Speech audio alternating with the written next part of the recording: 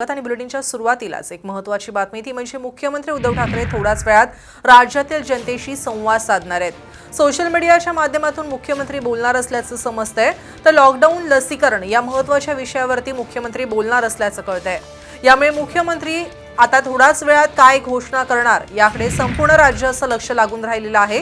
थोड्याच वेळात मुख्यमंत्री उद्धव ठाकरे राज्यातील जनतेशी संवाद साधणार आहेत। सोशल मीडियाच्या माध्यमातून मुख्यमंत्री बोलणार असल्याचं कळतंय, तर लॉकडाऊन, लसीकरण या महत्त्वाच्या विषयांवरती मुख्यमंत्री काय बोलणार याकडे संपूर्ण राज्याचं लक्ष लागलंय।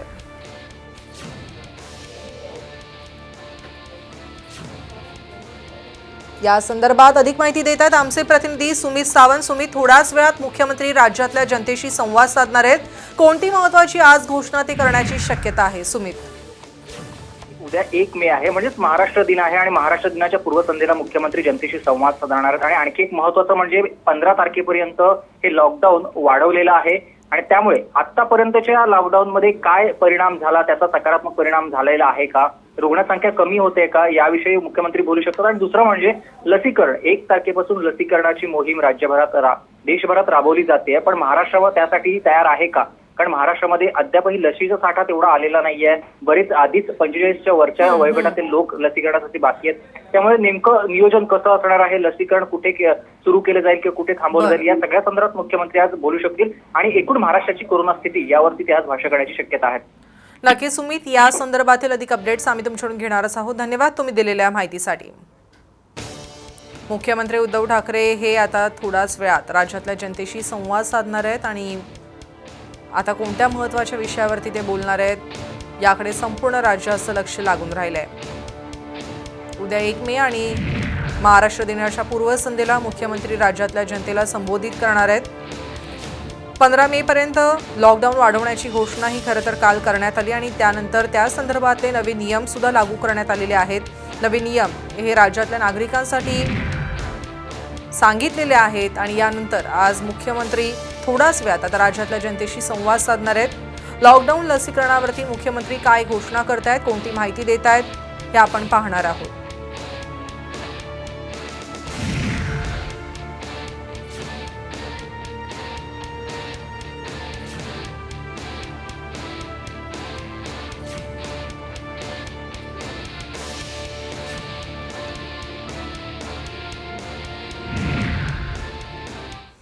तर पुरेशा लस साठ्याअभावी राज्यात लसीकरणाचा वेग हा मंदावलाय। मुंबईत आजपासून 3 दिवस लसीकरण हे ठप्प असून दुसरीकडे पुणे आणि नाशिकसह राज्यात ठिकठिकाणी लशींचा तुटवडा जाणवतोय। यामुळे लसीकरणाचा वेग हा मंदावला असून लशींचा पुरवठा अशाच पद्धतीने कमी होत राहिल्यास राज्यातील लसीकरणाचं लक्ष्य कसं पूर्ण होणार अशी चिंता आता सतावू लागलीय। शिवाय अशीच परिस्थिती राहिल्यास कोरोनामुक्त महाराष्ट्र कधी होणार असा सवाल आता उपस्थित केला जातोय।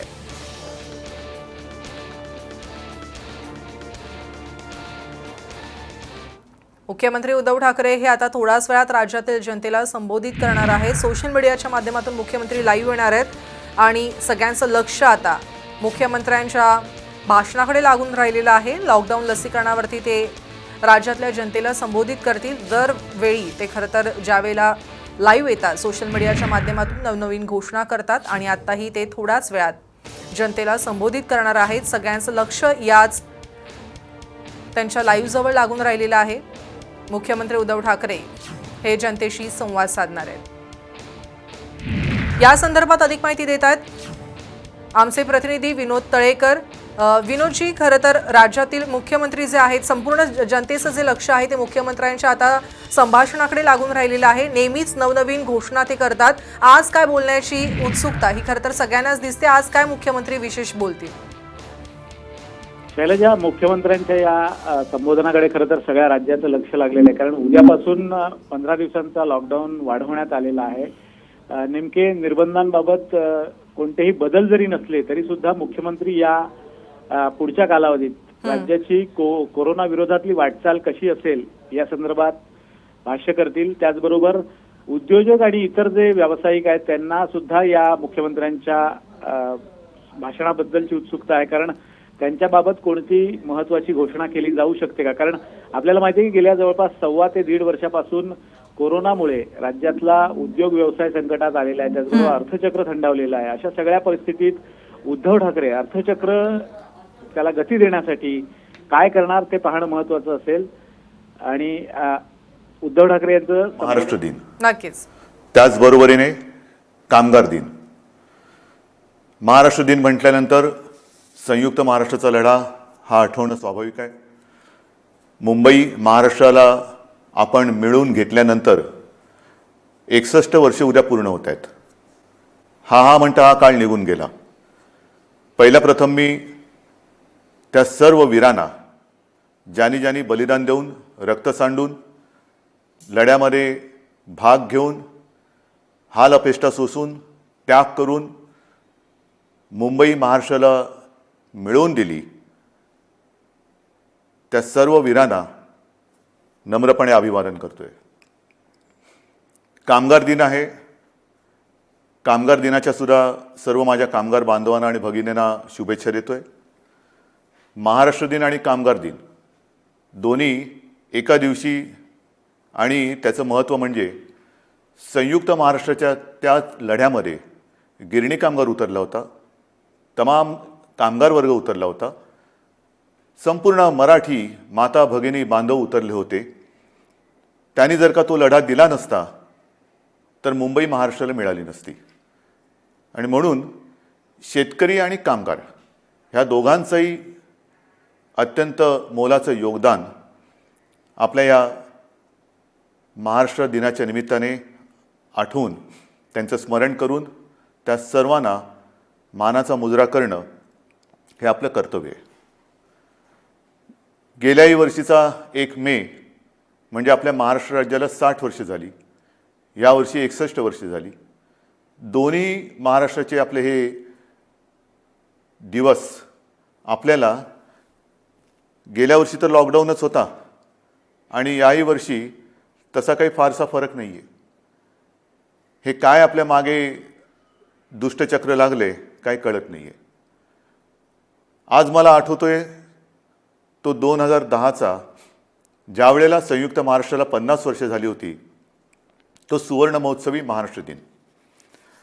आपल्यापैकी अनेक जण आले असतील. बांद्रा कुर्ला कॉम्प्लेक्सला लाखो लोक जमली होती. स्वतः शिवसेना प्रमुख होते, आपले बाबासाहेब पुरंदरे होते, संपूर्ण मंगेशकर कुटुंबीय होतं. आणि लता दिदींनी ती पुन्हा एकदा आठवण जागवली होती, बहु असो तो सुंदर, जे गीत त्यांनी त्यावेळेला जवाहरलालजींच्या समोर गायलं होतं. त्यांनी त्या आठवणी पुन्हा जाग्या करून दिल्या आणि तो सुवर्ण महोत्सव, तो सुवर्ण क्षण आज सुद्धा माझ्या डोळ्यासमोर आहे. ठीक आहे, हाही काळ जाईल आणि पुन्हा एकदा तो सुवर्ण दिन आपण त्याच सोन्याच्या झळाळीने साजरा करू शकू, नव्हे तो करूच, हा मला आत्मविश्वास आहे. साधारणतः आता आपण लॉकडाऊन सदृश्य निर्बंध घालून गेले काही दिवस, मी काही दिवस मोजत बसलेलो नाही आहे, पण झालेले आहेत. लॉकडाऊनसारखं तुम्ही बंधनं आम्हाला टाकली, मग नेमकं झालं काय, केलं काय?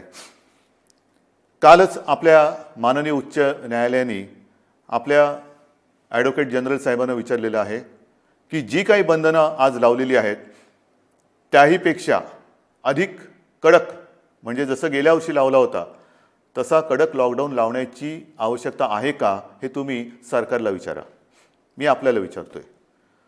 मला विचाराल तर मला असं वाटतं याच्याहून काही कडक करण्याची आवश्यकता जरी वाटत असली तरी तशी वेळ येणार नाही, कारण तेवढ्या समजुतीने माझ्या महाराष्ट्रातील माता भगिनी आणि तमाम बांधव हे वागत आहेत, समजूतदारपणा दाखवत आहेत, हिंमत दाखवत आहेत, जिद्द दाखवत आहेत, संयम पाळत आहेत. आणि मग नेमक्या ह्या बंधनाचा आपल्याला काय उपयोग झाला? रुग्णसंख्या ओसरली का? ओसरली नाही. पण जी एक शक्यता वर्तवली जात होती की जसं आपण हे निर्बंध लावण्याच्या आधी ज्या पटीने आणि वेगाने रुग्णवाढ होत होती, ती रुग्णवाढ तशीच होत राहिली असती तर आजच्या दिवशी साधारणतः 9 ते 10 लाख रुग्ण हे आपल्या राज्यात, ज्याला ॲक्टिव्ह पेशंट, ॲक्टिव्ह रुग्ण ज्याला म्हणतो, ते असते. आपण जो संयम दाखवला, मी आपल्याला काही बंधनं घातली, अक्षरशः त्या दिवशी मलाही आपल्याला सांगणं जड जात होतं, पण करू काय? मी बोललो आणि आपण माझं ऐकलं तसं नेहमीच आपण ऐकता आणि त्याच्यामुळे जी एक शक्यता होती 9.5-10 लाख ॲक्टिव्ह पेशंट आज आपल्या महाराष्ट्रात असू शकले असते, ती रुग्णवाढ, ती रुग्णसंख्या साधारणतः आपण आज 6-6.5 लाखापर्यंत स्थिरावून ठेवलेली आहे. अजूनही रुग्णवाढ उतारायला लागलेली नाही आहे, पण वाढ होत होती ती मात्र आपण थांबवलेली आहे, एक स्थिरावलेली आहे. तसं पाहिलं तर आज संपूर्ण देश करोनाच्या खतखत्या ज्वालामुखीच्या तोंडावरती आहे. आजच आपण ज्या पद्धतीने संयम दाखवतो आहोत, तो जर का दाखवला नसता तर आज महाराष्ट्राची अवस्था काय झाली असती ती कल्पनाही नको आणि विचारही नको. अजूनही काही काळ आपल्याला ही बंधनं पाळण्याची आवश्यकता आहे. मला माहिती आहे की ही बंधनं पाळणं लावणं सोपं आहे, पण पाळणं फार अवघड आहे. मी गेल्याही वेळेला म्हटलं होतं की नाईलाजाने आपली रोजी ही मंदावेल, पण मी रोटी थांबू देणार नाही. दुसरा एक प्रश्न असा येतो की काही जणांना असं वाटतं की इतरांनी काय काय केले त्याच्याप्रमाणे आपण केलं पाहिजे, केंद्राने काय केले त्याच्याप्रमाणे आपण केलं पाहिजे. असू शकतं, वाटू शकतं, वाटणं स्वाभाविक आहे. आणि कोणी खरंच आपल्याहून काही चांगल्या गोष्टी केल्या असतील तर त्यांचं अनुकरण करायला मला कधीही कमीपणा वाटणार नाही. जर का ते अनुकरण करून माझ्या राज्याचं हित त्याच्यात साधलं जात असेल तर मी कोणाचंही अनुकरण करायला तयार आहे. मात्र हा सल्ला देताना खरंच आपल्या सरकारने काय केलेलं आहे हे सुद्धा आपण जाणून घेणं फार गरजेचं आहे, फार महत्त्वाचं आहे. म्हणून मी आपल्यासमोर पुन्हा एकदा गेल्या वर्षी काय आपली परिस्थिती होती, आरोग्य सुविधा काय होत्या आणि ह्या बंधनाच्या काळामध्ये आपण काय करतो आहोत, काय केले हे सांगतोय. आपल्याला आठवत असेल की जेव्हा आपल्या राज्यात गेल्या वर्षी मार्चमध्ये कोविडनी शिरकाव केला, कोरोनाने शिरकाव केला, तेव्हा आपल्या राज्यामध्ये फक्त 2 लॅब होत्या, चाचणी केंद्र होती, चाचणी करण्याच्या प्रयोगशाळा होत्या. एक आपल्या कस्तुरबामध्ये आणि दुसरी पुण्याला NIV मध्ये. मग आज काय आहे, आजची परिस्थिती जर बघितली तर 29 एप्रिल 2021ला ज्या गेल्या वर्षी 2 प्रयोगशाळा होत्या त्या जवळपास आता 600च्या आसपास प्रयोगशाळा आपण वाढवलेल्या आहेत, राज्यभर केलेल्या आहेत. आणखीन वाढवतो आहोत, प्रयोगशाळा वाढवतो आहोत, चाचण्यांची क्षमता वाढवतो आहोत. चाचण्यासुद्धा आपल्याला कल्पना आहे की साधारणतः मी गेल्या वेळेला सांगितलेलं आहे की 80-85 हजार करत होतो, त्या जवळपास आता 2-2.5 लाखाच्या आसपास आणखीन वाढवतो आहोत, 3 लाखाच्या वरती आपण नेतो आहोत. तर ह्या गोष्टी आपण करतो आहोत. म्हणजे लॉकडाऊनसारखं करून हातावर हात बांधून म्हणजे लॉकडाऊन बाहेर केल्याने हात पण लॉक करून बसले असं नाही आहे. आपण हातपाय हलवतो आहोत, आरोग्य सुविधा वाढवतो आहोत. जशी ह्या RT-PCR चाचण्यांच्या प्रयोगशाळांची मी तुम्हाला संख्या सांगितली, तशीच कोविड सेंटर्स जी जम्बो सेंटर्स आपण उभारलेली आहेत, काही फील्ड हॉस्पिटल केली, काही ठिकाणी एक आपत्कालीन म्हणून हॉस्पिटलची उभारणी केली, काही ठिकाणी तर आपण हॉटेलमध्ये प्राथमिक स्वरूपाची हॉस्पिटल्स निर्माण केलेली आहे. आणि अशी जर का संख्या पाहिली तर जूनमध्ये ही साधारणतः 2665 होती गेल्या जूनमध्ये. आता ही साधारणतः 5,000 म्हणजे 5,500च्या आसपास आपण केलेली आहे. 5,500 कोविड केअर सेंटर्स हे आपण राज्यात उभारलेली आहेत.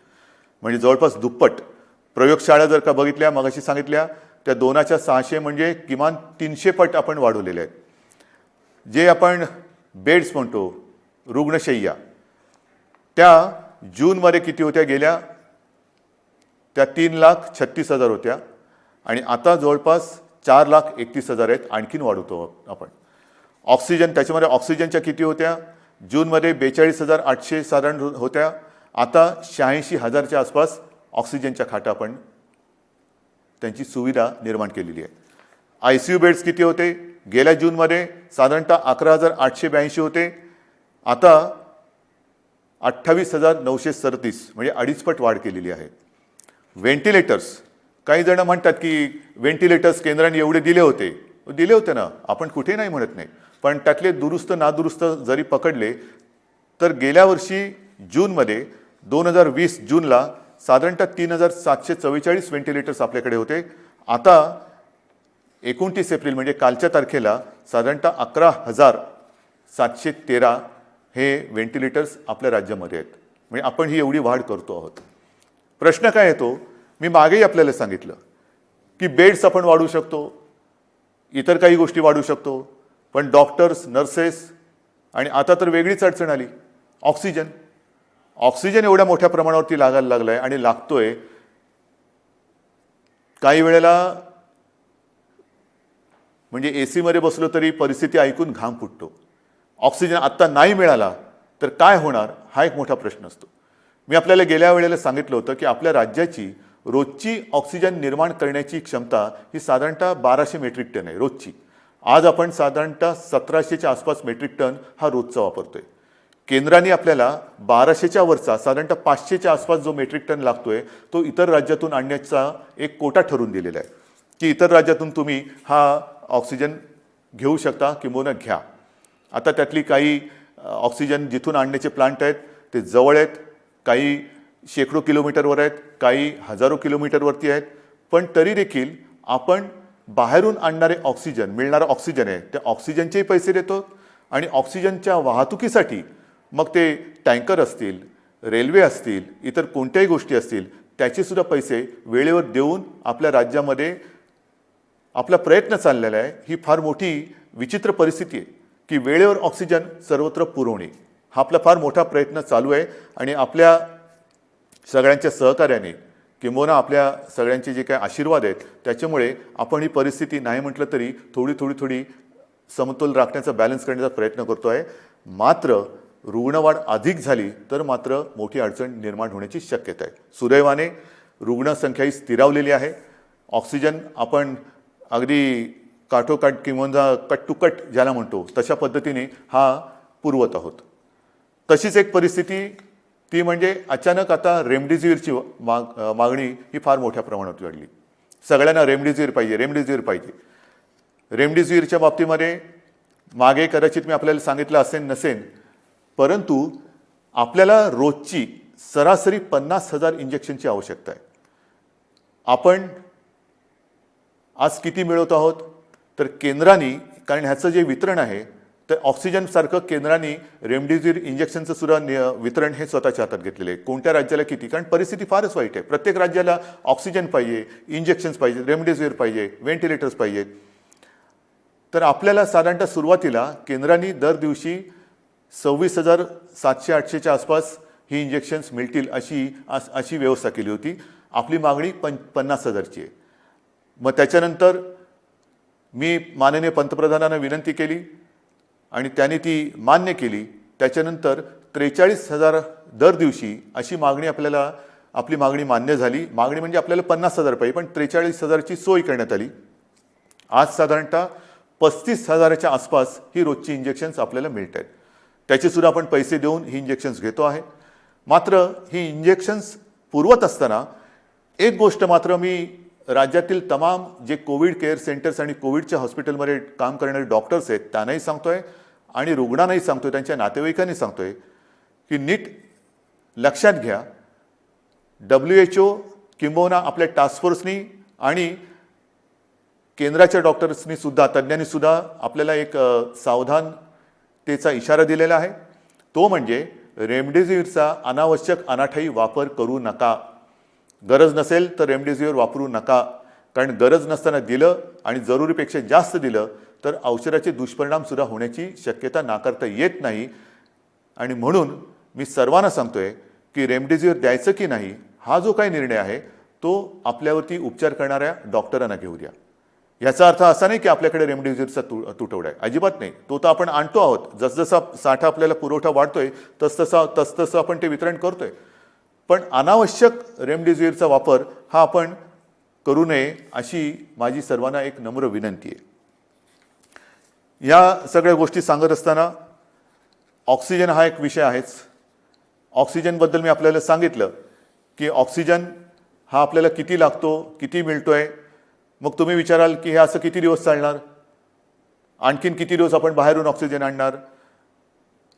मी कालच आपण वृत्तपत्रात वाचलं असेल की कालच मी आपल्या राज्यातील सर्व जिल्हाधिकारी आणि विभागीय आयुक्तांची बैठक घेतली आणि त्या बैठकीमध्ये मी त्यांना स्पष्ट सूचना दिलेल्या आहेत की गेल्या काही दिवसांमध्ये आपण संपूर्ण राज्यात, जिल्ह्यांमध्ये, तालुक्यामध्ये जी काही हॉस्पिटल्स आहेत त्या हॉस्पिटल्समध्ये ऑक्सिजन निर्माण करणारे किंबहुना ऑक्सिजन पुरवणाऱ्या प्लांटची व्यवस्था करा. त्याप्रमाणे आपण टेंडरसुद्धा काढलेली आहेत, खरेदी सुरू झालेली आहे.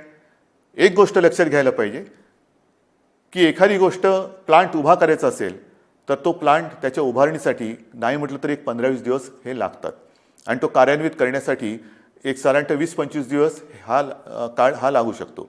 म्हणजेच काय की काही ठिकाणी आपण काम सुरू केलेलं आहे, येत्या काही दिवसामध्ये हे सगळे प्लांट्स आपले सुरू होतील आणि त्याच्यानंतर मात्र मला खात्री आहे एकतर वेळ तशी येणार नाही, पण कोविडची जर का तिसरी लाट जरी आली तरी ऑक्सिजन आपल्याला कुठेही कमी पडू द्यायचा नाही, ही एक आपण तयारी केलेली आहे. त्याचं फळ हे त्यावेळेला नक्की मिळेल, पण ती वेळ येऊ नये ही माझी एक प्रार्थना आहे. आपल्याला सर्वांना माहिती आहे की याच्यामध्ये काय काय करावं लागतं. आता ताबडतोबीने काय करायचं, तर काही ठिकाणी आपण हाही एक प्रयत्न केलेला आहे आणि करतो आहोत की लिक्विड ऑक्सिजन हा त्याची ने-आण करता येऊ शकते, पण गॅस ऑक्सिजन त्याची ने-आण करता येणं हे शक्य नसतं. मग काय करायचं, तर जिथे जिथे हा गॅस ऑक्सिजन उपलब्ध आहे तो वाहून नेता येणं शक्य नसल्याने आपण त्याच्या बाजूला कोविड केअर सेंटर टाकतो आहोत. म्हणजे ऑक्सिजन जर का रुग्णापर्यंत नेऊ शकत नसू तर रुग्ण हे त्याच्या बाजूला आणतो आहोत आपण. हाही एक प्रयत्न करतो आहे आणि अशा प्रयत्नामध्ये आपण महाजनकोच्या खापरखेडा आहे, अकोला आणि परळी येथील केंद्रानजीक आपण मोठ्या प्रमाणावरती जम्बो कोविड सेंटर टाकतो आहे. अगदी नागोठण्याला करतो आहे रिलायन्सच्या प्रकल्पाच्या बाजूला. त्याच्यानंतर पेणमध्ये आपण JSW कंपनीच्या रुग्णालयात तिथे सुद्धा आपण हे जम्बो केअर सेंटर करतो आहोत. म्हणजे कोणताही प्रयत्न आपण सोडत नाही. लॉयड स्टीलच्या वर्धा परिसरामध्ये 1000 बेडची आपण सुविधा निर्माण करतो आहोत, कुठेही आपण सोडत नाही आहोत. त्याचबरोबर ऑक्सिजन कॉन्सन्ट्रेटर मोठ्या प्रमाणावरती आपण प्राप्त करण्याचा प्रयत्न करतो. सुरुवातही झालेली आहे. सुमारे 350 PSA ऑक्सिजन प्लांट 350 त्याच्यात 10 सुमारे केंद्राने दिलेले आहेत. एक 10च्या आसपास हे प्लांट आपल्याला केंद्र सरकारने दिलेत, पण राज्य सरकार आपल्या माध्यमातून आपल्या खर्चाने सुमारे 350 PSA ऑक्सिजन प्लांट हे लावतो आहोत आणि येत्या काही दिवसात हे कार्यान्वित होतील. चाचण्यांची सुद्धा मी तुम्हाला परिस्थिती सांगितलेली आहे की रोज सुमारे 2.5 लाख चाचण्या आपण करतो आहोत. त्या आणखीन 3 लाखाच्या वरती आपण जाणार आहोत. याच्यामध्ये सुद्धा सुमारे 60% आसपास 60 ते 70% या RT-PCR आहेत आणि उरलेल्या ह्या रॅपिड अँटीजेन टेस्ट आहेत. म्हणजे आपण सर्वतोपरी प्रयत्न करतो. पण होतंय काय की काही वेळेला ह्या सगळ्या गोष्टी करत असताना गेलं वर्ष हे एवढं ताणतणावाचं गेलेलं आहे आणि तो ताणतणाव कमी होण्याच्या ऐवजी आणखीन वाढलेला आहे.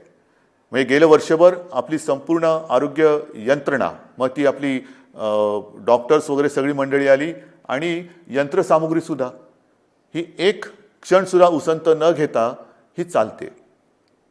मग ते ऑक्सिजन प्लांट चालू आहेत, AC चालू आहेत, व्हेंटिलेटर चालू आहेत, सगळ्याच काही गोष्टी चालू आहेत आणि ह्या सगळ्या गोष्टी त्यासुद्धा ताण किती सहन करणार. मग आपण पाहिलं असाल की गेल्या काही दिवसामध्ये काही ठिकाणी दुर्घटना घडत आहेत. नाशिकला ऑक्सिजन प्लांटमध्ये लिकेज झालं, त्याच्यानंतर विरारच्या इकडे AC ब्लास्ट झाला, तिकडे ऑक्सिजन होता, त्यांनी एवढा भडका घेतला की हालचाल करायला वेळ मिळाली नाही. अशा काही दुर्घटना ह्या घडताना दिसत आहेत. आणि मग पंचायत अशी होते की स्वतःच्या जीवाचा विचार न करता जीवावर उदार होऊन जे सगळे आपले कर्मचारी आहेत, डॉक्टर्स, नर्सेस, वॉर्ड बॉयज सगळे हे हताश होऊन जातात. म्हणजे मी नाशिकची दुर्घटना झाल्यानंतर दुसऱ्या दिवशी तिथल्या सर्व कर्मचाऱ्यांशी झूम कॉन्फरन्स केली. अक्षरशः तुम्हाला सांगतो काही जण माझ्याशी बोलताना रडायला लागले होते की आम्हाला बघवत नव्हतं ते दृश्य की समोर ज्यांच्यासाठी आम्ही पूर्ण आटोकाट प्रयत्न करून जीव वाचवण्याचा प्रयत्न करतो ते रुग्ण ऑक्सिजनची गळती झाल्यामुळे तळमळताना आम्हाला पाहवत नव्हतं. काय करू शकतो. ह्या अशा दुर्घटना. त्याच्यानंतर परभणीमध्ये ऑक्सिजनच्या लाईनवरतीच तिकडे वादळी वारं सुटलं आणि ऑक्सिजनच्या लाईनवरतीच झाडाची फांदी पडली. दुर्घटना झाली नाही हे नशीब, पण अशा काही अकल्पित घटना ह्यासुद्धा घडत आहेत. आणि म्हणून मी याही सूचना दिलेल्या आहेत.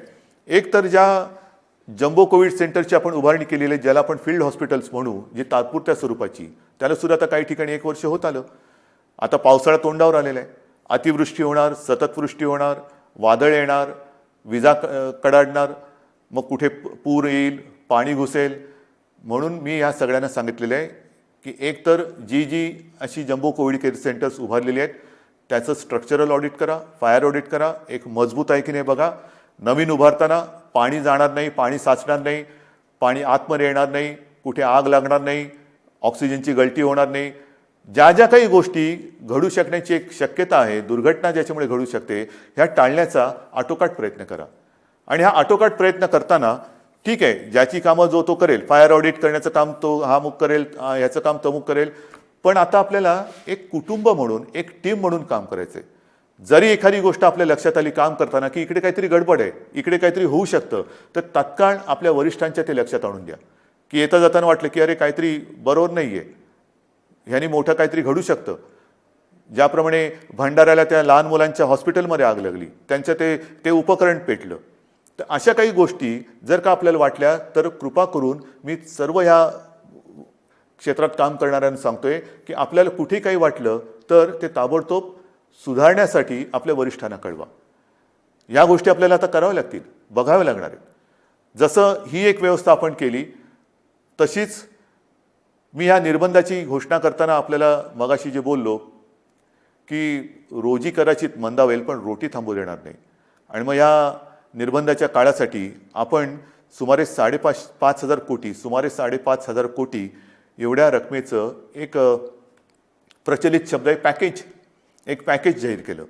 मग पॅकेज जाहीर केलं, पुढे काय झालं? जाहीर केल्यानंतर तसंच झालं का नुसतं जाहीर केलं आणि थांबलं? नाही आहे, तसं नाही आहे. आपल्याला कल्पना आहे की सुरुवातीला आपण जी शिवभोजन थाळी 10 रुपयात सुरू केली गोरगरिबांचं पोट भरायला, ती या कोविड काळामध्ये गेले वर्षभर 5 रुपयांनी केली होती. आता पुढचे 2 महिने आपण ती मोफत देतो आहोत. आणि मग गेल्या काही दिवसात जेव्हापासून ही मोफतची घोषणा केली त्याच्यानंतर 15 लाखाहून अधिक मी म्हणेन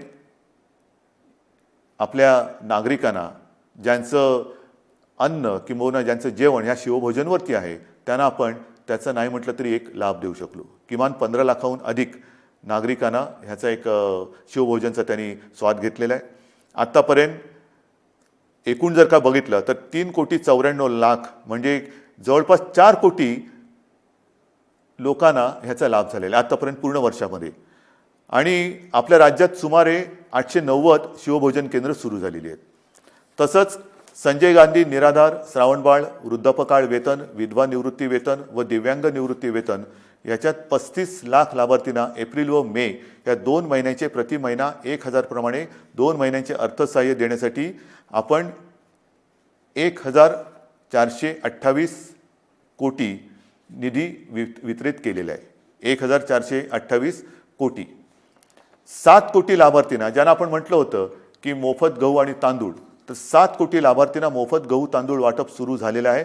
त्याच्यात सुमारे 6,240 मेट्रिक टन गहू आणि 4,817 मेट्रिक टन तांदूळ हा आतापर्यंत वितरित केला गेलेला आहे. महाराष्ट्रामध्ये इमारत व इतर बांधकाम कामगार आहेत, त्या कामगार मंडळाच्या स्वतःच्या निधीमधून प्रत्येकी 1,500 रुपये अर्थसहाय्य करण्याची आपण घोषणा केली होती. आत्तापर्यंत 13 लाखापैकी सुमारे 9,17,000 कामगारांच्या खात्यात त्यांच्या पैसे जमा झालेले आहेत.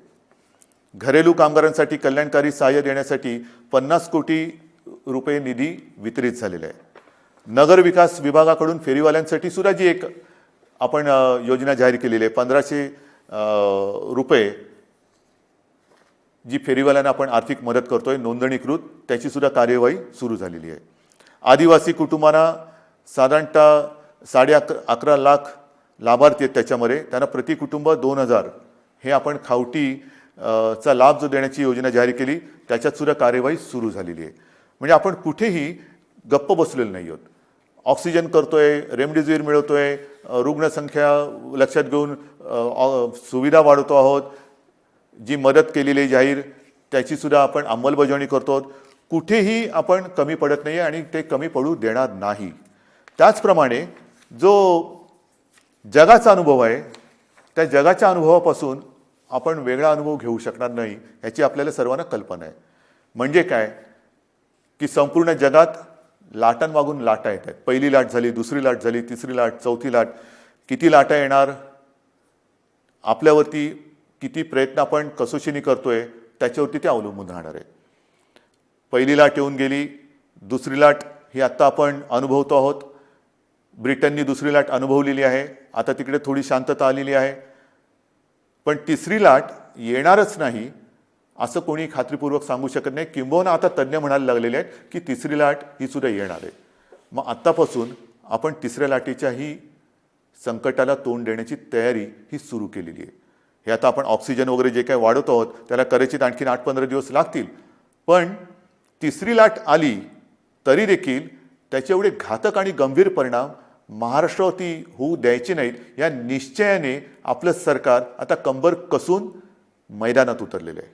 तसं ते उतरलेलं होतंच, पण झालं काय की दुसरी लाट येण्याची अपेक्षा होती, साधारणतः ती येईल अशी एक अपेक्षा होती, पण एवढ्या मोठ्या प्रमाणावरती येईल अशी कोणाचीच अपेक्षा नव्हती. देशात कोणाचीच तशी तयारी नव्हती आणि ती आली. आता तिसरी लाट आल्यानंतर जर का पुन्हा थोडीफार निर्बंध लावण्याची आवश्यकता वाटली तरी देखील अर्थचक्र थांबता कामा नये. म्हणून आपल्याला कल्पना आहे, मी गेल्या महिन्यात एकदा दोनदा आपल्या राज्यातील प्रमुख उद्योजकांशी बोललेलो आहे. सर्व कामगार संघटनांच्या युनियन लीडर्सबरोबर बोललेलो आहे आणि त्यांना सुद्धा तिसऱ्या लाटेची तयारी करताना काय काय तयारी मला त्यांच्याकडनं अपेक्षित आहे किंवा त्यांनी काय करायला पाहिजे ह्याची मी त्यांना कल्पना दिलेली आहे. म्हणजे आपण सर्व थरावरती सर्व पातळीवरती प्रयत्न करतो आहोत आणि मला खात्री आहे की ही तिसरी लाट आपल्या सगळ्यांच्या सहकार्याने आपण थोपवल्याशिवाय राहणार नाही. आपल्यावरती सुरुवातीला काही जणांनी टीका केली की महाराष्ट्र काय करतोय, महाराष्ट्रामध्ये रुग्णसंख्या बघा कशी वाढते, लॉकडाऊन लावू नका, आम्ही आता सहन करणार नाही. पण आता जर का आपण तो लॉकडाऊनसारखी परिस्थिती, हे निर्बंध लावले नसते तर काय परिस्थिती झाली असती हे देशातलं इतर चित्र बघितलं तर लक्षात येतं. आपल्यानंतर आजूबाजूच्या राज्यांनी सुद्धा लॉकडाऊन लावलेले आहेत. थोडक्यामध्ये काय की हा व्हायरस आहे आणि हा व्हायरस त्याचं मार्गक्रमण हा त्याच्या पद्धतीने करतोय, ते काही आपल्या हातामध्ये नाही आहे. आता हे सगळं सांगून झाल्यानंतर एक महत्त्वाचा मुद्दा आहे, तो म्हणजे लसीकरण. गेल्या साधारणतः जानेवारीपासून लसीकरणाला आपल्या देशात सुरुवात झाली. आज लसीकरणाची परिस्थिती काय आहे तर सुमारे 1,58,00,000 नागरिकांचे लसीकरण आपण पूर्ण केलेले आहे. म्हणजे कदाचित आपण देशामध्ये लसीकरणाच्या बाबत नंबर 1चं राज्य आहोत. चाचण्यांच्या बाबतीत सुद्धा कदाचित आपण नंबर 1चं राज्य असू. आरोग्य सुविधांच्या बाबतीत सुद्धा कदाचित आपण देशात नंबर 1चं राज्य असू. पण दुर्दैवाने त्याचबरोबरीने रुग्णवाढीमध्ये सुद्धा आपण फार पुढे आहोत. आणि मग ही परिस्थिती लक्षात घेतल्यानंतर आपण जे काय आता ठरवलेलं आहे, कारण आपल्या 2 विनंत्या माननीय पंतप्रधानांनी मान्य केल्या. एक म्हणजे सुरुवातीला मी विनंती केली होती की 45 वयापर्यंत, म्हणजे वयाच्या नंतर वरून सुरू केली ज्येष्ठ नागरिक म्हणून, तर आधी ज्येष्ठ नागरिक म्हणजे 60, 55, 50, तर मी म्हटलं तर 45 आणि अधिक, मग ही जी काय वयोमर्यादा आहे ती 45 पर्यंत तुम्ही खाली आणा, तशी त्यांनी ती आणली. त्याच्यानंतर मी विनंती केली होती की 25च्या वरील सर्वांना लस देण्याची आम्हाला अनुमती द्या. ती तर त्यांनी 18पासून सुरू केली. त्याच्याबद्दल मी माननीय पंतप्रधानांचे धन्यवाद मानलेलेच आहे, त्यांना त्यांचे आभार मानलेले आहेत, धन्यवाद दिलेले आहेत. आता 1 मे पासून 18 ते 44 या वयोगटातील नागरिकांची लसीकरणाची जबाबदारी केंद्र सरकारने आपल्यावर टाकलेली आहे आणि आपण ती समर्थपणाने पेललेली आहे. 18 ते 44 या वयोगटात सुमारे 6 कोटी नागरिक हे आपल्या राज्यामध्ये आहेत. सुमारे 6 कोटी, म्हणजे 6 कोटी, आणि जर का त्यांना त्यांना 2 डोस द्यावे लागतात, म्हणजे 6 कोटी अधिक 6 कोटी 12 कोटी डोसेस हे आपल्याला लागणार आहेत. 12 कोटी डोसेस कसे आणणार, पैसे कुठून आणणार? आर्थिक चणचण आहे. आर्थिक चणचण आहे, जरूर आहे, पण आपल्याला शेवटी जीव महत्त्वाचा आहे. माझा प्रत्येक नागरिक, त्याचा जीव मुख्यमंत्री म्हणून मला आणि आपल्या महाविकास आघाडीच्या सरकारला महत्त्वाचं आहे. आणि मग हे एकदा ठरवल्यानंतर 12 कोटी डोसेस जी काय किंमत असेल ती किंमत एक रकमी एका चेकने देऊन आपण ही संपूर्ण लस घेण्याची तयारी आणि आपली क्षमता ही ठेवलेली आहे. जर आज आपल्याला 12 कोटी डोसेस मिळत असतील तर त्याची सर्व किंमत, त्याची जे काय पैसे असतील ते एक रकमी एका चेकने देऊन हे आपण घेण्याची तयारी ठेवलेली आहे. ती एवढ्यासाठी की कोणत्याही परिस्थितीत आपल्याला ह्या संकटातून बाहेर पडायचं आहे. ही आपली ताकद आहे, ही आपली क्षमता आहे आणि ही ताकद ही तुमच्याच आशीर्वादाची ताकद आहे. ही काय आम्ही इकडून तिकडून नाही आणलेली. पण होतंय असं की ज्याप्रमाणे रेमडेसिवीर आहे, ऑक्सिजन आहे, त्याचप्रमाणे या लसीचा सुद्धा एक पुरवठा त्याला मर्यादा आहे. ज्या लस उत्पादकांशी आम्ही बोलतो आहोत, आज तरी आपल्या देशामध्ये 2च लस उत्पादक आहेत. एक सिरम पुण्याला आहे आणि भारत बायोटेक आहे. या दोघांची आपण बोलतोय. तिसरी स्पुटनिक ही येणार म्हणतात, त्यांच्याशी आपण बोलतोय. ज्या कंपन्या ज्यांना परवानगी मिळेल त्या सर्वांशी आपण बोलणार आहोत किंबहुना बोलतो आहोत. पण तूर्त तरी आज ह्या 2 कंपन्या ज्या प्रमुख आहेत त्या दोघांची उत्पादन क्षमता लक्षात घेतली तर आपल्याला हा जो काय साठा आहे, हा जो काय पुरवठा आहे तो परत केंद्राने ठरवून दिलेला आहे. आणि कालच पत्र आले की या मे महिन्यामध्ये आपल्याला सुमारे 18 लाख आणि काहीतरी लसचे डोस हे मिळणार आहेत. हे 18 ते 44. माझी अपेक्षा आहे की या व्यतिरिक्त 45 वर्षाचा जो साठा आहे, पुरवठा आहे, तो नियमितपणाने केंद्र सरकार आपल्याला करत राहील.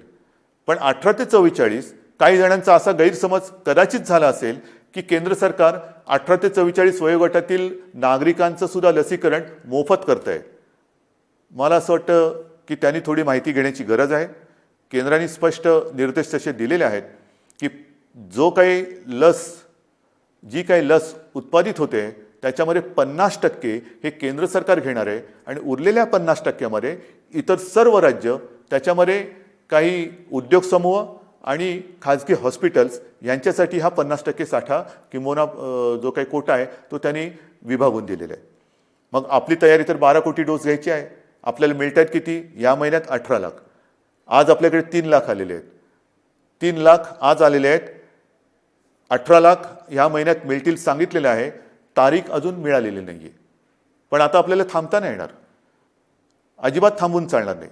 कारण या संकटातून बाहेर पडायचं असेल तर ज्याप्रमाणे ब्रिटनने केलं, त्यांनी त्यांच्या लोकसंख्येतला एक मोठा टक्का हा लसीचा पहिला डोस देऊन सुरक्षित केलेला आहे. आपल्याला सुद्धा त्याचप्रमाणे जावं लागेल. लस जशी मिळेल, जशी उपलब्ध होईल तशी ती घेऊन आपल्याला आपल्या नागरिकांना ती दिलीच पाहिजे आणि ते आपलं सरकार दिल्याशिवाय राहणार नाही. आणि म्हणून मी आपल्याला एक विनंती करायला आज मुद्दामून आपल्यासमोर आलेलं आहे. उद्यापासून आपण 18 ते 44 या वयोगटातील नागरिकांचं लसीकरण हे जसजसं आपल्याला लसीचा पुरवठा मिळतोय तसतसं सुरू करतो आहे. 18 म्हटल्यानंतर युवा आलाच आणि युवा आला म्हटल्यानंतर उत्साह आलाच. कालसुद्धा आपण पाहिलं असेल की कोविन ॲप हे कोसळलं. जसं गेल्या वेळेला सुद्धा लसीकरण सुरू केलं आणि ते ॲप क्रॅश झालं, तसंच काल हे ॲप क्रॅश झालं. होणार, हे काही दिवस होणार. जोपर्यंत हे मार्गी लागत नाही तोपर्यंत ह्या थोड्या गोष्टी होणार आणि त्या होऊ नयेत म्हणून आज मी पुन्हा एकदा माननीय पंतप्रधानांना विनंती केलेली आहे, पत्र पाठवलेलं आहे की एक तर आपण केंद्र म्हणून प्रत्येक राज्यासाठी एक वेगळं ॲप तयार करून ते आपल्या मुख्य ॲपला जोडा किंवा सर्व राज्यांना त्यांची ॲप तयार करण्याची परवानगी द्या की प्रत्येक राज्य आपला ॲप तयार करेल आणि ती ॲप आपल्या मुख्य ॲपबरोबर जोडली जातील. आता हे झालं तर सुविधा अधिक वाढेल, लसीकरण त्याचं नोंदणी हे अधिक सुरळीत होईल.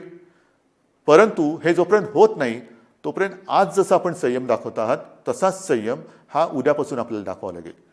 ॲपवरती नोंदणी करून ज्यांचं लसीकरण जिथे जिथे असेल त्यांना त्याच्याप्रमाणे माहिती मिळेल की कुठे आपण जायचं आहे, कधी जायचं आहे हे आपल्याला त्या ॲपवरनं कळेल आणि त्याचप्रमाणे आपण त्या केंद्रावरती जा. महत्त्वाची सूचना आहे ही.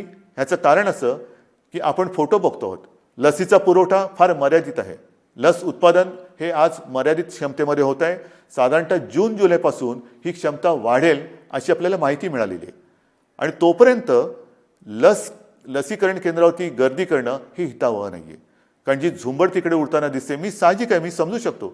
आपल्याला सर्वांनाच बंधनाचा नाही म्हटलं तरी उभं आलेलं आहे, कंटाळा आलेला आहे आणि ज्या बातम्या आपण पाहतो आहोत, बघतो आहोत त्या बघितल्यानंतर मन सुन्न होऊन जातं, विषण्ण होऊन जातं की काय चाललेलं आहे, कसं करायचं, काय म्हणजे नाही म्हटलं तरी या कोविडची दहशत आहे. तर त्या दहशतीतून बाहेर पडण्यासाठी, भीतीतून बाहेर पडण्यासाठी लसीकरण केंद्रावरती गर्दी करून काही होणार नाही. आपल्याकडे लसीचा साठा ज्याप्रमाणे येतोय त्याचप्रमाणे तो दिला जाणार आहे. एक लक्षात घ्या, उद्यापासून 18 ते 44 या वयोगटातील नागरिकांचं लसीकरण जे सुरू होते, उद्या पहिली लस दिली जाणार आहे, शेवटची नाही. माझं वचन आहे जे मी तुम्हाला सांगितलेलं आहे की हे आपलं सरकार आहे. 18 ते 44 वयोगटातील नागरिकांची जबाबदारी जी लसीकरणाची केंद्राने राज्यावरती दिलेली आहे ती पूर्णपणे पेलायला आपलं सरकार समर्थ आहे. त्याची तयारी ही आपण पूर्ण केलेली आहे. 18 ते 44 आणि त्याच्यानंतर केंद्राकडून जो काही पुरवठा येतो 45 आणि अधिक ह्या दोन्ही म्हणजे तमाम सर्व वयोगटातील 18 पासून पुढे नागरिकांच्या लसीकरणाची सोय हे आपण करतो आहोत. सुरुवातीला थोडीशी एक ती शिस्त येईपर्यंत आपल्याला वाटेल की गोंधळ उडतोय, पण तो गोंधळ उडू नये म्हणून कुठेही गर्दी करू नका. काही ठिकाणी मला तर आता अशी भीती वाटायला लागलेली आहे की ही लसीकरण केंद्रसुद्धा लसीकरण केंद्राच्या ऐवजी कोविड प्रसारक मंडळं होतात की काय. तर तसं कृपा करून करू नका. कारण आपण इतरांना सर्वांना शिस्त लावतोय की हे बाजारपेठामध्ये शिस्त पाहिजे, इकडे शिस्त पाहिजे, तिकडे शिस्त पाहिजे, आणि मग जिथे लसीकरण करतोय तिकडेच जर का शिस्त नसेल तर सगळं मुसळकेरामध्ये जाईल. म्हणून मी हात जोडून आपल्याला नम्र विनंती करतोय की उद्यापासून जसजशी आपल्याला ही लस उपलब्ध होत जाईल तसतशी आपण ही संख्या वाढवत जाणार आहोत. तूर्त आज आपल्याकडे 3 लाख लसी आलेल्या आहेत 18 ते 44 वयोगटातील नागरिकांसाठी. त्याचं वितरण हे साधारणतः रुग्णसंख्या आणि लोकसंख्येच्या प्रमाणात केलं गेलेलं आहे. 3 लाख लसी हे फार म्हटलं तर त्रुटकच आहे, कारण काल परवाकडेच आपण 5 लाख डोस एका दिवसात दिलेले आहेत. 5 लाख डोस एका दिवसात. आपली क्षमता ही आपण 10 लाखापर्यंत पण नेऊ शकू. जर का आपल्याला 1.5-2 कोटी किंबहुना त्याहून अधिक डोस जर का मिळत गेले महिन्याचे, तर आपण दिवस रात्र मेहनत करू आणि लवकरात लवकर महाराष्ट्र या संकटातून बाहेर काढू. ही झाली आपली क्षमता, पण मर्यादा ही येणाऱ्या पुरवठ्यावरती अवलंबून आहे. आणि म्हणून मला असं वाटतं कुठेही गोंधळ गडबड करू नका, घाई करू नका. आपल्याला सर्वांना म्हणजे 18 पासून सर्व या सगळ्यांचं लसीकरण हे सरकार करणार आहे. पुन्हा एकदा सांगतो, कोणाचाही गैरसमज होण्याची आवश्यकता नाही. 18 ते 44 वयोगटातील सुमारे 6 कोटी नागरिकांच्या लसीकरणासाठी जे 12 कोटी डोस आपल्याला आवश्यक आहेत ते एक रकमी चेकने खरेदी करण्याची तयारी आपल्या सरकारची आहे. मी आपल्या माध्यमातून आपल्या साक्षीने आपल्याकरता केंद्राला पुन्हा एकदा विनंती करतो आहे की आमची तयारी पूर्ण आहे. कृपा करून आपण यामध्ये लक्ष घालून आम्हाला लवकरात लवकर जास्तीत जास्त लसचा पुरवठा उपलब्ध करून दिलात, लसचा साठा उपलब्ध करून दिलात, तर महाराष्ट्र हे नेहमी चांगल्या बाबतीमध्ये नंबर 1 वर राहिलेलं आहे. लसीकरणामध्ये सुद्धा आजसुद्धा नंबर 1 वर आहे. लवकरात लवकर आम्ही या कोविडच्या संकटावरती मात करून दाखवल्याशिवाय राहणार नाही, हा आत्मविश्वास मला आहे. आणि म्हणून बांधवानो, भगिनीनो आणि मातानो, जे सहकार्य आजपर्यंत आपण मला केलं, ज्या माझ्या शब्दावरती आपण विश्वास ठेवला, मध्ये आपल्याला काही जणांनी भडकवण्याचा प्रयत्न केला, मला त्याच्याबद्दल काही म्हणायचं नाही आहे. कारण ह्या आपल्या संवादामध्ये मी कधीही कुठेही राजकारण आणणार नाही. राजकारण मी जाहीर सभेमध्ये जरूर करेन. जे कोणी गैरसमज पसरवत असतील त्यांच्यासाठी मी जाहीर सभा जरूर घेईन, पण जाहीर सभा घेण्याची आज वेळ नाही आहे.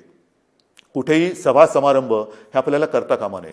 जशा जाहीर सभा करता कामा नये, तशीच आणखीन एक गोष्ट की येत्या महिन्यामध्ये लग्न समारंभ त्याचे मुहूर्त खूप आहेत. बघा ना, पंचांग काढून बघा, तुमच्या मनात पण असेल की आता होणार कसं. तर त्याही बाबतीमध्ये आपल्याला नाईलाज म्हणून 25 जणांची मर्यादा टाकलेली आहे. आता काही जणांनी म्हटलं 2 तासात कसं होणार, आता करू काय. नाही तर काही जण मी हेही बघितलेलं आहे की 25 जणांची मर्यादा आहे ना, दर 15 मिनिटाला 25. तसं नाही. म्हणून नाईलाज आहे आपला. थोडंसं ह्या परिस्थितीचं गांभीर्य सगळ्यांनीच लक्षात घेण्याची आवश्यकता आहे. तसं ते आपण घेतलेलं आहे. मग लग्न समारंभ असेल, धार्मिक, राजकीय, सामाजिक कोणतेही कार्यक्रम, त्याला आपण बंधनं घातलेली आहेत. इतर कार्यक्रमांतर आपण बंदीच घातलेली आहे. तर माझी पुन्हा एकदा विनंती आहे की लग्न समारंभसुद्धा आपण शिस्तीने थोडेसे पार पाडा. उत्साहाला थोडंसं आपल्याला बंधन घालावं लागेल, उत्साहाला मुरड घालावी लागेल. ती जर का घातली तर लवकरात लवकर आपण या संकटातून मोकळे होऊ. आणि म्हणून पुन्हा एकदा आजपर्यंत जे सहकार्य आपण मला केलं आणि जे आशीर्वाद आपण मला दिलेले आहेत, या सरकारला दिलेले आहेत, हे असेच कायम ठेवा. तुमच्यासाठी हे सरकार जे जे करता येणं शक्य असेल ते केल्याशिवाय राहणार नाही, एवढंच एक वचन आपल्याला देतो. धन्यवाद. जय हिंद, जय महाराष्ट्र.